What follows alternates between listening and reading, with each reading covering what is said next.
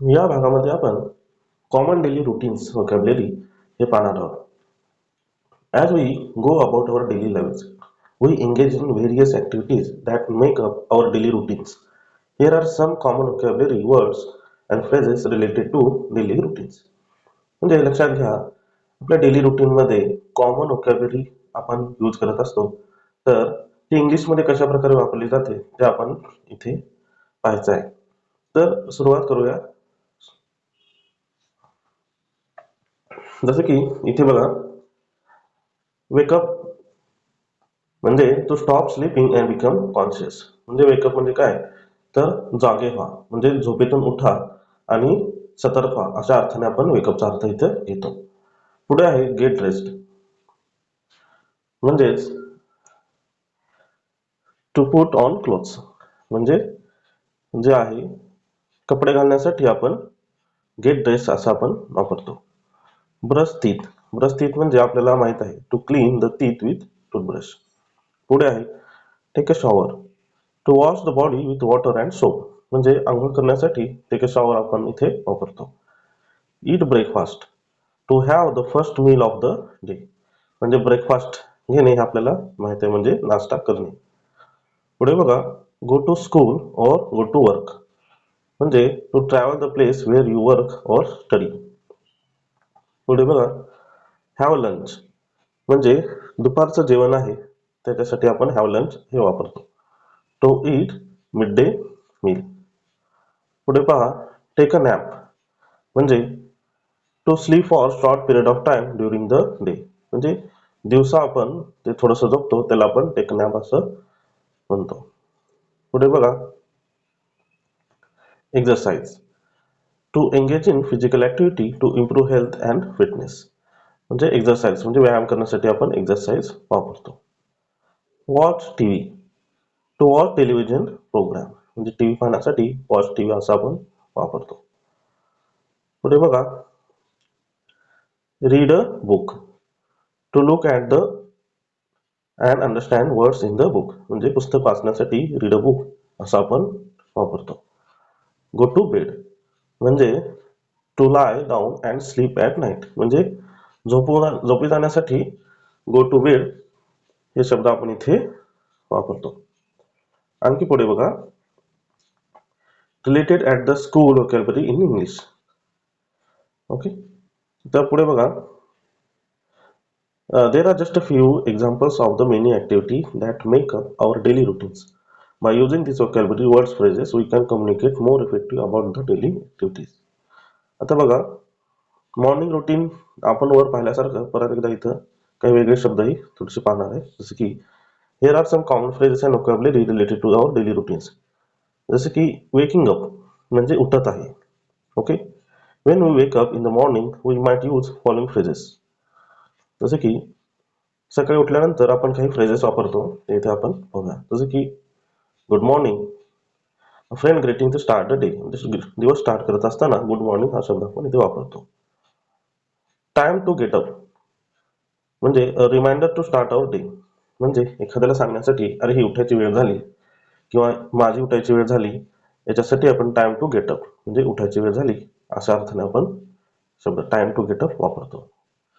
पुढे बघा, I need 5 more minutes, म्हणजे आपण मला आणखी 5 मिनिट हवेत, मी 5 मिनिटात तयार होतो अशा शब्दाने जेव्हा आपण बोलतो त्यावेळेस असं इथे वापरलं जातं, I need 5 more minutes. Okay, request for bit more time to rest. Okay, म्हणजे मला 5 मिनिटांनी उठतो वगैरे आपण ह्या शब्दाने खूप वेळेस याचा वापर होतो. आता हायजीन म्हणजे काय, तर स्वच्छता, स्वच्छतेविषयी काही शब्द किंवा व्होकॅब्युलरी फ्रेजेस आहेत ते आपण पाहूया. After waking up many of us follow the hygiene routine. Here are some phrases and vocabulary related to that. म्हणजे उठल्यानंतर काही ऍक्टिव्हिटी आहेत ते आपण पाहूया. I need to brush my teeth, मला माझे ब्रश स्वच्छ करायचे, मला माझे दात स्वच्छ करायचे आहेत किंवा मला ब्रश करायचा आहे या अर्थाने आपण वापरतो. ओके, म्हणजेच reminder to start our oral hygiene routine. पुढे बघा, I am going to take a shower, म्हणजे मी शॉवर म्हणजे मी आंघोळीला जात आहे या अर्थाने आपण वापरतो. म्हणजे statement about our cleaning routine. Okay. त्याचबरोबर इथे टॉयलेटचा सुद्धा आपण इथे यूज करू शकतो. I am going to toilet, अशा प्रकारे तुम्ही वापर करू शकता.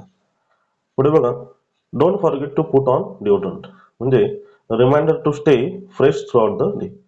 म्हणजे डिओड्रंट, आंघोळीनंतर जे आपण डिओड्रंट वापरतो त्याच्यासाठी असं म्हणू शकतो, don't forget to put on deodorant. पुढे बघा, नंतर फ्रेश झाल्यानंतर सर्व रुटीन, मॉर्निंग रुटीन झाल्यानंतर आपण ब्रेकफास्टकडे जाऊया, म्हणजे नाश्ता. The breakfast is often referred to as the most important meal of the day. Here are some phrases and vocabulary related to breakfast. आता ब्रेकफास्ट विषयी काही vocabulary किंवा phrases आहेत ते आपण पाहूया. What do you want for breakfast? म्हणजे breakfast मध्ये तुम्हाला काय हवंय असा आपण प्रश्न विचारतो. म्हणजे question to ask someone about their food preference.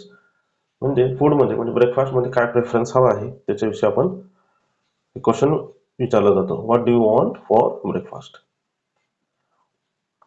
पुढे बघा, I am going to have cereals and milk, a statement about our breakfast choice. म्हणजे ब्रेकफास्ट मध्ये काय घेणार आहे, तर मी सिरियल्स अँड मिल्क घेणार आहे असं इथं आपण सांगतोय.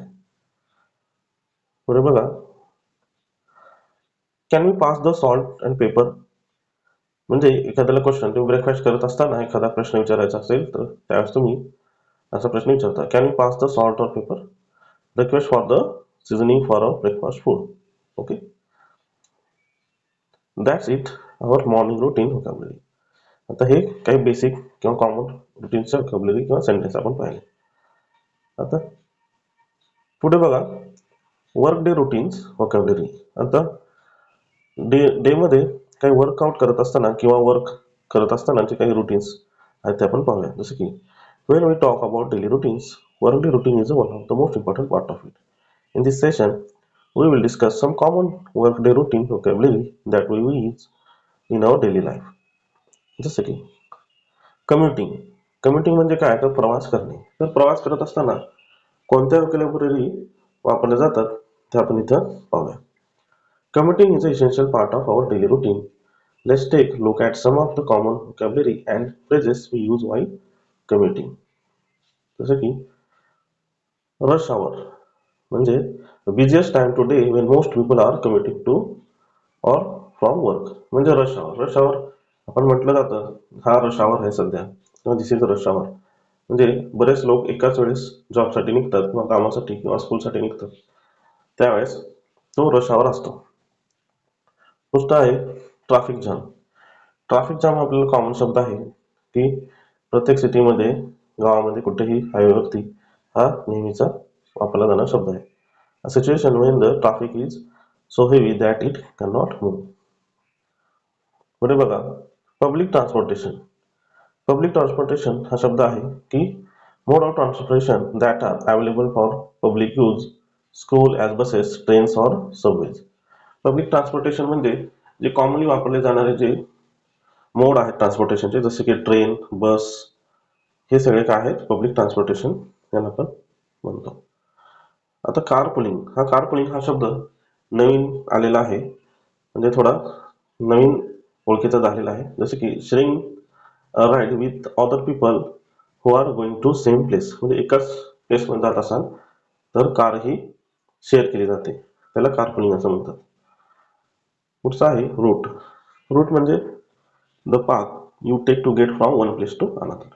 म्हणजे तुम्ही कोणत्या रस्त्याने जाताय त्याला आपण पाथ असं म्हणतो. पुढे बघा, वर्क टास्क. याच्यामध्ये काय आहे, when we reach our workplace we start working on our task. Here are some common vocabulary and phrases we use while working. आता वर्क करत असताना काही फ्रेजेस किंवा vocabulary आहेत ते आपण पाहूया. जसं की डेडलाईन. ऑफिसमध्ये मोस्टली डेडलाईन हा शब्द वापरला जातो, म्हणजेच time to date or time by which task or project must be completed. म्हणजे आपलं जे दिलेलं काम आहे किंवा टास्क आहे ते एक विशेष वेळेमध्ये कम्प्लीट करावं लागतं, त्यावेळेला आपण डेडलाईन असं म्हणतो. पुढचा शब्द आहे मल्टीटास्किंग. जसं की doing more than one task at the same time. म्हणजे ऑफिसमध्ये किंवा वर्क प्लेसमध्ये आपल्याला एकाच वेळेस अनेक कामं करावं लागतात, त्याला आपण मल्टीटास्किंग असं म्हणतो. पुढे आहे प्रायोरिटायझिंग, म्हणजेच प्राधान्य देणे. आपण कोणत्या कामाला जास्त प्रायोरिटायझिंग करत आहे ते इथे आपण म्हणजेच प्राधान्य आपण कशाला देतो त्याला आपण प्रायोरिटायझिंग असं म्हणतो. Deciding which task are most important and need to be done first म्हणजे प्रायोरिटायझिंग. पुढे बघा मीटिंग. मीटिंग हा कॉमन शब्द आहे. Gathering people to discuss work related matters म्हणजेच वर्क रिलेटेड मॅटर डिस्कस करण्यासाठी आपण मीटिंग भरवतो, तेच हे मीटिंग वर्ड आहे. पुढे आहे प्रेझेंटेशन.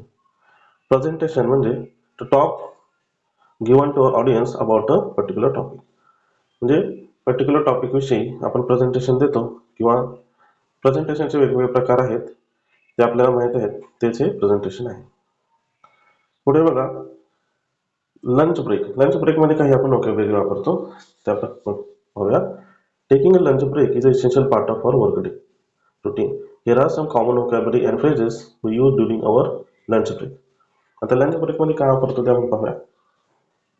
जसे की फर्स्ट आपण लंच ब्रेकसाठी कॅफेटेरिया शोधतो. कॅफेटेरिया म्हणजे a place in the work place where the employee can buy food or drink म्हणजे एम्प्लॉई फूड जिथून बाय करतात किंवा कोल्ड ड्रिंक वगैरे असेल किंवा जेही आपण आयटम घेतो त्याला कॅफेटेरिया असं म्हणतात. पॅक लंच जसं की bring a food from home to eat during the lunch break म्हणजे घरून जे आणलेलं लंच असतं टिफिन आपण त्याला कॉमन वर्ड जेव्हा वापरतो त्याला आपण पॅक लंच असं म्हणतो. त्याचबरोबर ब्रेक रूम. ब्रेक रूम म्हणजे room in the work place where employees can take a break and relax. Break room म्हणजे एम्प्लॉईसाठी जी रूम असते रिलॅक्स करण्यासाठी त्याला आपण ब्रेक रूम असं म्हणतो. पुढे गेल्यानंतर आपल्याला कॉफी ब्रेक हा भेटत असतो म्हणजे short break to have coffee or another drink म्हणजे चहा पाणी करण्यासाठी कॉफी ब्रेक हा शॉर्ट टाइम ब्रेक आपल्याला माहित आहे. स्टेच ब्रेक म्हणजेच a short break to stretch or relax. Stretch break म्हणजे स्टेच ब्रेक आपण पर्सनल घेत असतो जसे की काम करत असताना खूप असा ट्रेस आला किंवा खूप असा लोड आला तर थोडासा आपण पर्सनली स्टेज ब्रेक घेतो. आपण असं सांगू शकतो की मी स्टेज ब्रेक घेत आहे. Okay. In conclusion, workday routine vocabulary is an essential part of our daily life. Knowing these common words and the phrases will help us to communicate better with our colleagues and make our workday routine more efficient. आता इथे बघा colleagues हा सहकारी म्हणजे आपल्या सोबत काम करणारे आपण कलिग्स असं म्हणतो. पुढे बघा आता इव्हनिंग रुटीन काय आहे, इव्हनिंगला कसं वापरलं जातं ते आपण पाहूया. In the evening we will now म्हणजे रिलॅक्स होतो आपण from the day and prepare for good night rest. Here are some common phrases and vocabulary वर related to the evening routine. आता इव्हनिंगमध्ये काय काय वोकॅब्युलरी वापरली जाते ते आपण पाहूया. जसं की डिनर. डिनर रात्रीच्या जेवणाला आपण डिनर म्हणतो. Okay. After the long day we like to sit down and enjoy the nice meal. Here are some phrases related to the dinner. Okay. आता what's for dinner asking about the meal that will be serve म्हणजे डिनरसाठी काय आहे असं आपण विचारतो. I am starving म्हणजे मला खूप भूक लागली आहे हा वर्ड आहे. Express the extreme hunger. Okay. Can you pass the salt please म्हणजे जेव्हा आपण टेबलवरती जेवायला बसतो त्यावेळेस एखादी वस्तू मागण्यासाठी आपण can you pass the salt please, can you pass the paper please, can you salt the pickle please अशा आपण इथे वापरू शकतो. दिस टेस्ट डिलिशियस म्हणजे आपण ॲप्रिसिएशन जेव्हा करतो किंवा कॉम्प्लिमेंट जेव्हा देतो for the meal for the cook तेव्हा आपण दिस टेस्ट डिलिशियस म्हणजे खूप चविष्ट जेवण झालं आहे अशा अर्थानं आपण इथं वापरतो. This taste delicious. आता हे झाल्यानंतर पुढे बघा relaxation. To prepare for the good night sleep we like to relax and unwind. Here are some phrases related to the relaxation. आता रिलॅक्सेशनसाठी काय फ्रेजेस आहेत जसं की I am going to take bath announcing your intention to take bath. आता इथे पहा I am going to take bath खूप जणांना असं वाटत असेल तर हे तर आपण मॉर्निंगला वापरतो. पण बऱ्याच सिटीमध्ये वगैरे खूप थकून आल्यानंतर बऱ्याच जणांना बाथ घेण्याची सवय असते म्हणजे इव्हनिंगमध्ये जे बाथ घेतात किंवा शॉवर घेतात त्याच्यासाठी आपण I am going to take bath हे आपण वापरतो. त्याच्यानंतर लेट्स वॉच मूवी किंवा आपण मूवी पाहूया असं आपण सजेस्ट करू शकतो. त्याचबरोबर I am going to read a book मी पुस्तक वाचणार आहे असं आपण सांगू शकतो. आय नीड टू ड्रेस म्हणजे expressing the need to relax and reduce stress. म्हणजे मला काय आहे, मी सध्या रिलॅक्स करणार आहे. आय नीड टू रिड्यूस, मला डिस्ट्रेस होण्याची खूप गरज आहे, हे आपण वापरतो. पुढे बघा, त्याच्यानंतर sleeping. Getting a good night sleep is important to our overall health and wellbeing. Here are some phrases related to the sleeping. स्लीपिंगमध्ये काही फ्रेजेस वापरले जातात ते आपण इथे पाहूया. जसे की स्लीपिंगला जात असताना आपण म्हणतो good night, sleep tight. A common phrase used when saying good night. Good नाईटला म्हणजे रात्री झोपायला जात असताना गुड नाईट स्लीप टाईट असं आपण म्हणजे म्हणत असतो. I am going to bed म्हणजे मी झोपायला जात आहे. इथे लक्षात घ्या, I am going to bed म्हणजे मी झोपायला जात आहे. Announcing your intention to go to sleep. Do you need a night light म्हणजे जी आहे ती लाईट असते ती तुम्हाला पाहिजे का असं विचारण्यासाठी do you need a night light. Okay.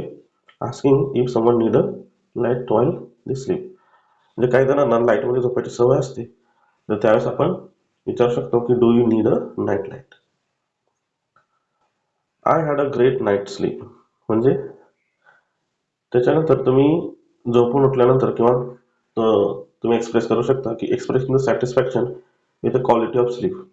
I had a great night sleep म्हणजे मला खूप छान झोप लागली, अशा प्रकारे इथे आपण एक्सप्रेस करू शकतो. आता हे डेली रुटीन झाल्यानंतर आता आपण त्याचाच काही पार्ट आहे तो वीकेंड रुटीन व्होकॅब्युलरी. जसं की इथे आपण पाहूया, when the weekend arrives we all want to relax and enjoy free time. Here are some common vocabulary and phrases related to the weekend routines. आता weekend मध्ये काय करतो म्हणजे संडेला वगैरे जे रुटीन आहे वीकेंडचं ते आपण बघूया. लेजर ऍक्टिव्हिटीज म्हणजेच weekend मध्ये एका आपण मजेसाठी आपण काही ऍक्टिव्हिटी करत असतो. On the weekend we often have more time to participate in leisure activities. Some common activities include going to movies, पिक्चरला जाणे, प्लेइंग स्पोर्ट्स, खेळ खेळणे, गोइंग टू जिमला जाणे, रीडिंग बुक वाचणे, watching TV, taking nap. Okay, इत्यादी आपण वीकेंडला काही ऍक्टिव्हिटी करत असतो. हे झाल्यानंतर आता आपण पाहूया हाऊस होल्ड चॉर्स. आता इथे बघा घरगुती कामे. आता इथे बघा की although we may want to relax our weekend, the household chores still need to done. Some common chores include जसे की डुईंग लॉन्ड्री म्हणजे कपडे वगैरे धुण्यासाठी आपण काढतो त्याला आपण डुईंग लॉन्ड्री असं म्हणतो. क्लिनिंग द हाऊस घर स्वच्छ करणे. ग्रॉसरी शॉपिंग म्हणजे जे किराणा माल वगैरे आपण आणतो त्याला आपण ग्रोसरी शॉपिंग असं म्हणतो. कुकिंग मील जेवण बनवणे. टेकिंग आउट द ट्रॅश म्हणजे कचरा बाहेर काढणे. त्याचबरोबर मोविंग द लॉन्स म्हणजे लॉन्स जे आहेत त्याला आपण ठीकठाक करणे. सोशलायझिंग म्हणजे सामाजिकरण. जसे की आपण कोणाला भेटायला जातो किंवा कोणाला भेटायला बोलवतो वीकेंडला, त्या गोष्टी याला सोशलायझिंग म्हणतात. Okay. Weekend are also the great time to socialize or spend time with our friends family. Here are some activity we might to do.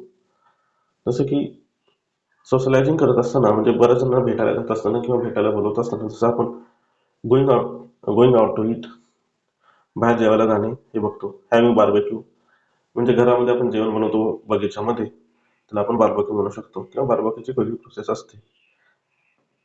Going to party करणे किंवा पार्टीला जाणे. Watching a game with friends म्हणजे मित्रांसोबत game वगैरे पाहणे इत्यादी आपण वीकेंडच्या मध्ये करत असतो, हे आपल्याला इथं समजत आहे. त्याचबरोबर गोइंग टू हाईक पदयात्रेला जाणे म्हणजेच बाहेर फिरायला जाणे आपण गोइंग टू हाईक असं म्हणू शकतो. व्हिजिटिंग म्युझियम बाहेर म्युझियमला आपण भेट देतो त्याला आपण व्हिजिटिंग म्युझियम म्हणतो. Overall weekend is a time to unwind and enjoy our free time.